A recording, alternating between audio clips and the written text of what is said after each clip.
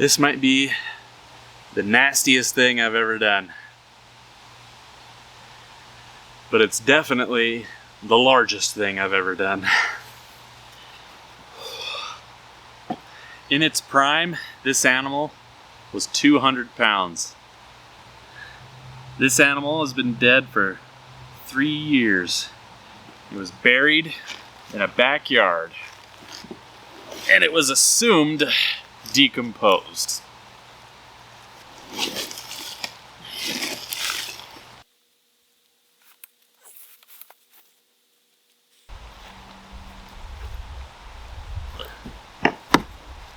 Unfortunately, it was buried in bags that were sealed tight.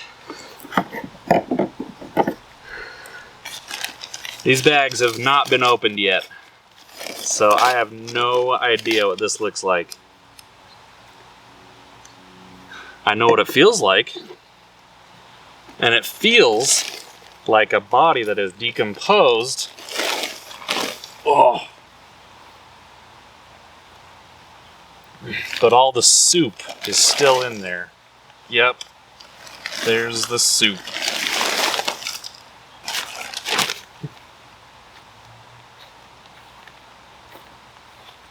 Oh, I don't know if I'm gonna be able to do this actually. I thought it would be better, but it's worse. It's so much worse. Oh. I might just do this part for the video. Whoa. I might just rebury this because it's so bad.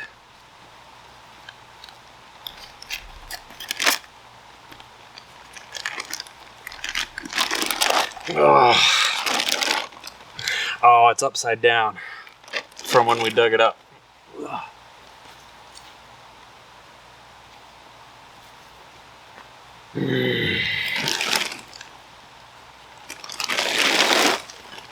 Oh, 3 years. Oh.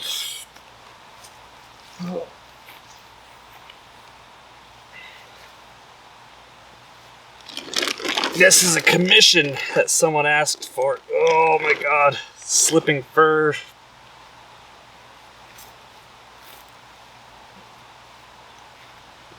Oh my god, this is reminiscent of one of the worst smells I've ever experienced in my childhood. Oh.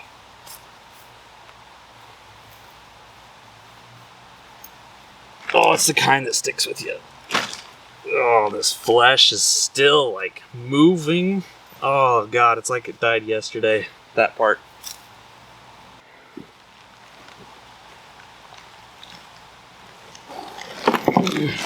Ooh, don't knock this over.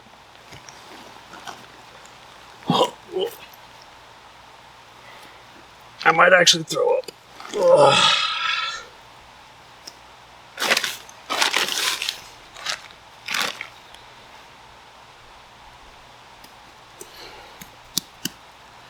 Big, strong sagittal crest on that skull. The tongue is still there.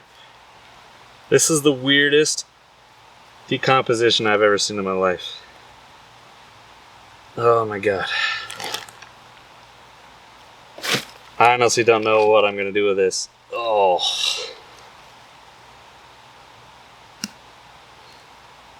Oh, it's gonna need a new bag though. Oh god. I got some on me. Okay. I need to go grab some bags.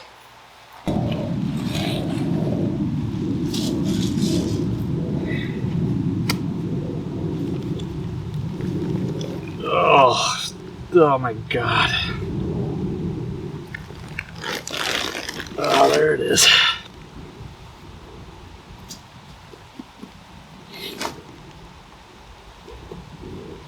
I'm gonna at least try and divide it up into a couple pieces.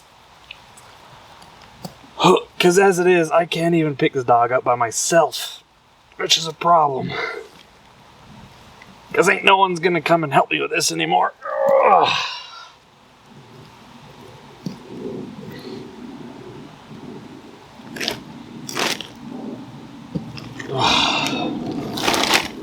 Time to throw the whole wheelbarrow away. Oh, Oh, it's a boy. Should have sharpened my knife. God, I didn't prepare for this. I didn't think there'd be so much. Oh my God.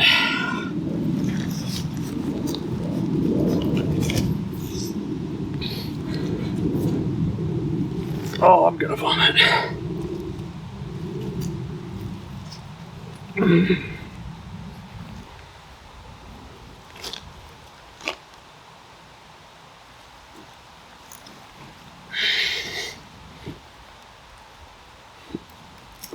So much muscle is left. I cannot believe this is 3 years. Ugh. If you've ever seen me at an expo, you saw the head of my Rottweiler that I have on a plaque.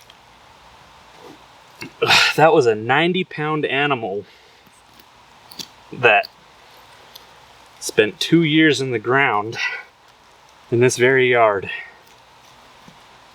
I was so confident that even a 200-pound dog spending 3 years in the ground would be better looking than this. God. Oh my God, all the guts are still in there. The guts are still in there. I can't do this. I can't do it. I'm just gonna have to bag it back up. Oh God, I'm covered in shit. The shit is still inside this dog. Oh my God.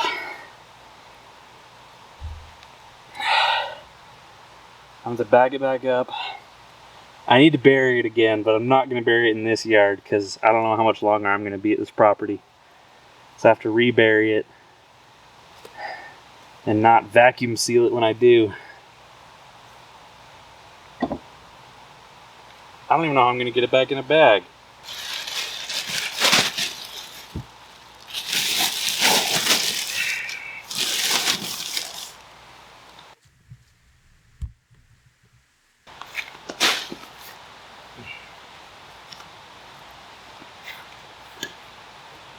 Wish me luck on this next move.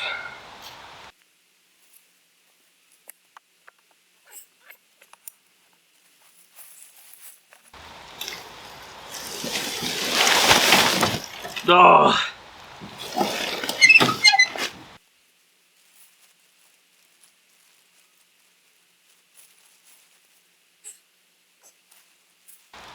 Oh, it's a big head. Big teeth.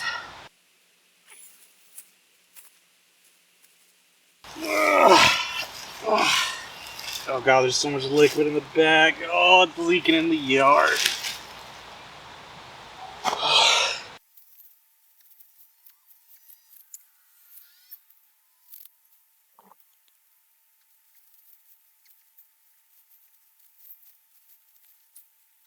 Not enough gloves in the world for this shit.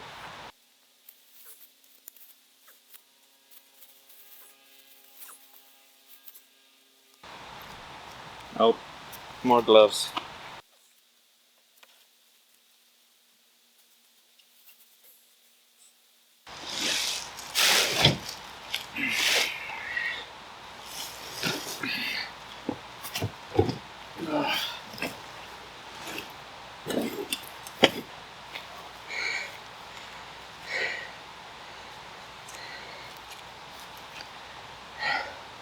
This is not my best day ever. Oh, God.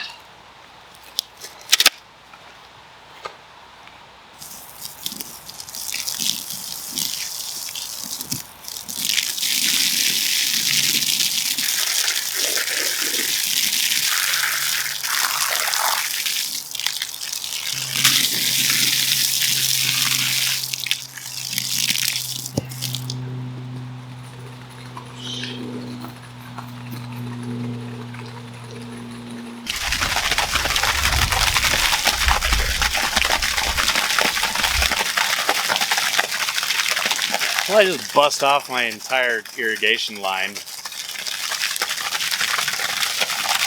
So I got that going for me, which is nice.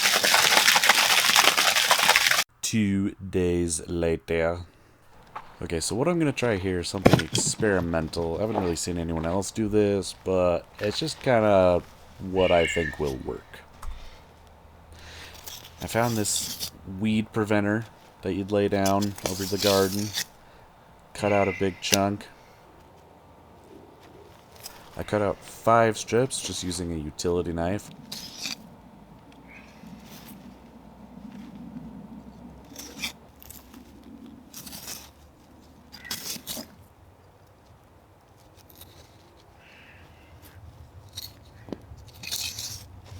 Next, I took a fresh patch of ground next to the compost pile, and I started laying down some layers.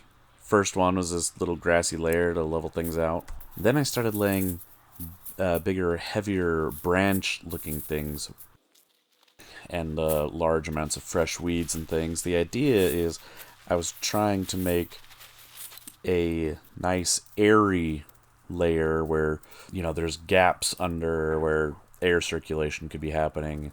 The more air circulation gaps you have, faster your compost is going to do its thing.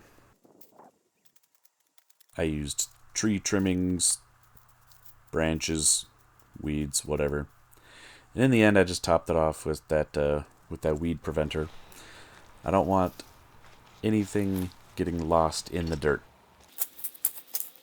Alright, and this is the part where I mute the video and just do a voiceover because I was blasting loud music while doing all this nasty work, and I don't want to get a strike on YouTube for copyright.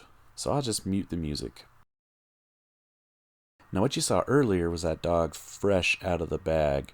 What I actually suspect happened was that instead of decomposing, the dog had essentially fermented.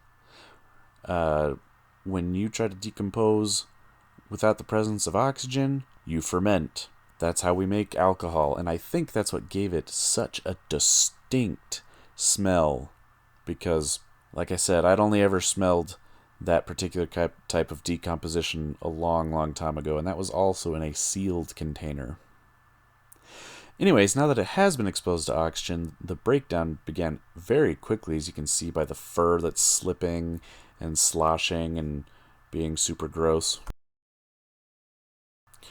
So my idea is that I wrap all of these smaller parts, like toes, in this weed preventer, and then as it decomposes, it's not going to drift away. I'm not going to lose all the tiny little bones. I'll wrap up the 4 feet, and I got an extra one for the tail, if I can find all these nasty bits as I dig through the bag. More and more flies being attracted. Probably listening to Ghost, as you can tell by my bracelet on my left arm. Don't want Ghost to hate me by filing a copyright. And I'll wrap up the tail. Going through so many pairs of gloves as I switch between tasks. Ran out of gloves, I had to get more. So the way I'm trying to keep this weed preventer together and stop it from falling off is I took this mini stapler that I never use again for anything else, and I just kind of staple it all together. It'll hold it to the body. And just metal staples, you know, they'll rust and goes into the ground as well, so no big deal. And then that's it. I just loosely stapled them up. Staple toes so I don't lose those bones and claws. Unwrap it and it's ready to go in the ground. Oh, look at all that liquid. Oh, so much liquid in the bag. Wine right there. Fermented wine. Throw down a couple shovelfuls of dirt to hold it down.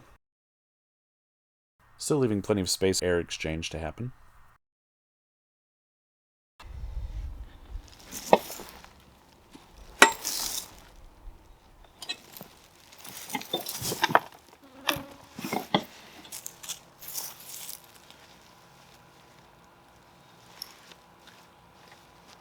Space out those feet. See that fur just sloughing off now.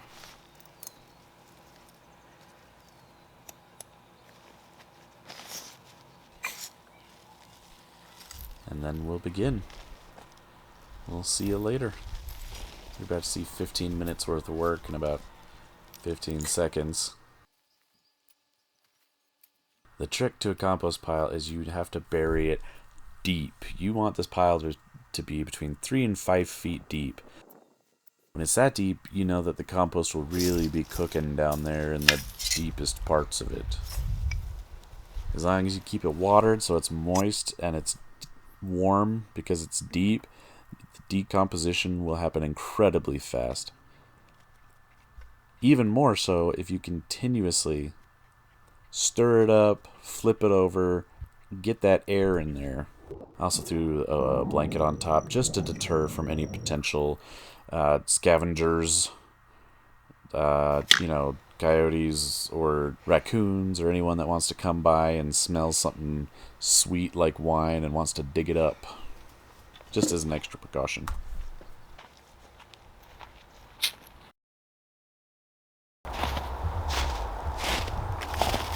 Well, this is what it looks like now.